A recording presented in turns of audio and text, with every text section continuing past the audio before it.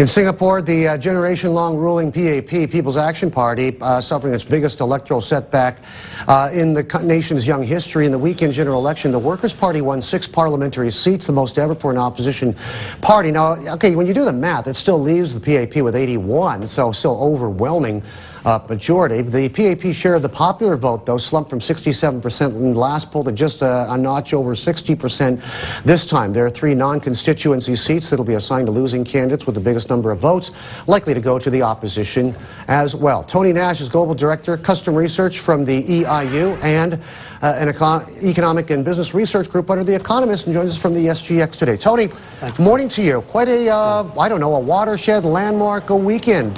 Your own views on what you witnessed.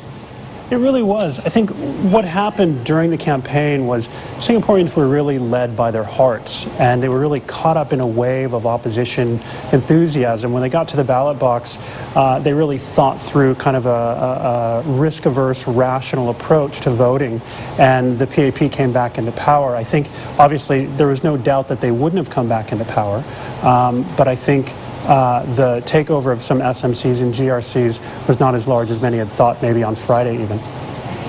Right. What is the most, okay, following the election, okay, with the swearing in of the new parliament or whatever the process is in Singapore, what's going to be the most palpable change that manifests itself? What do you think it's going to be? Will there be an attitudinal change on the part of the PAP?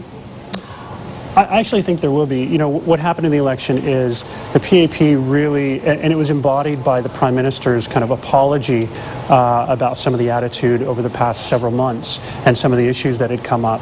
And with that speech came a lot of reconsideration for many people here who had been really leaning hard toward the opposition.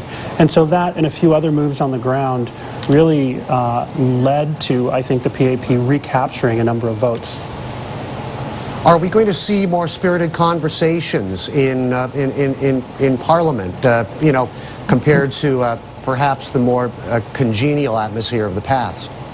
I think you might, but I think the more interesting view will be from the voters themselves. You know, social media did actually play a very important role here, and the role of social media and weblogs here really imposed a need from the mainstream media here, the government radio stations and television and newspapers, to start covering the opposition parties more deeply.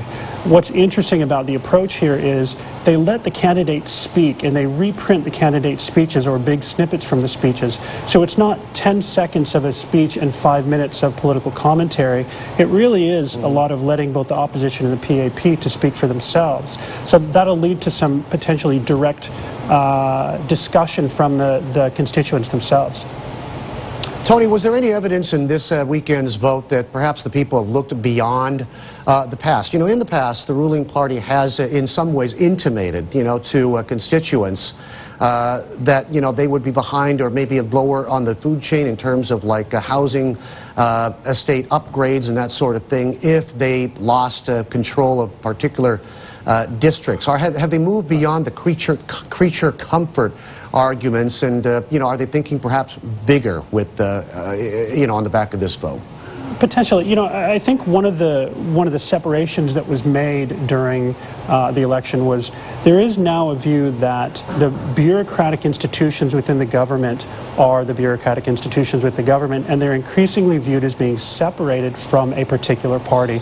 I don't think that's a massively broad view yet, but I think that's a growing view among Singaporeans. There was a comment made during the election that Singaporeans who vote for opposition will have to repent over the next 5 years. And it really caused a pushback from a number of Singaporeans, really repelled by that. But through that, many people have really had to think about the institutional nature of government here. The institutions here are very, very strong. The government here is very, very strong. And people have come to rely on it in a big way. So I don't think they'll bend too much depending on the party and the constituency that's in power. Okay, well, Tony, the color of this weekend's election, we'll keep this, we'll obviously stay on top of this situation and keep dibs on it for some time.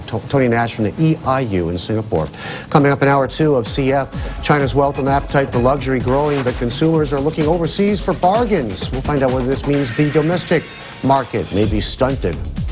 Plus, commodities still struggling to shake off the sell-off last week. Is it over?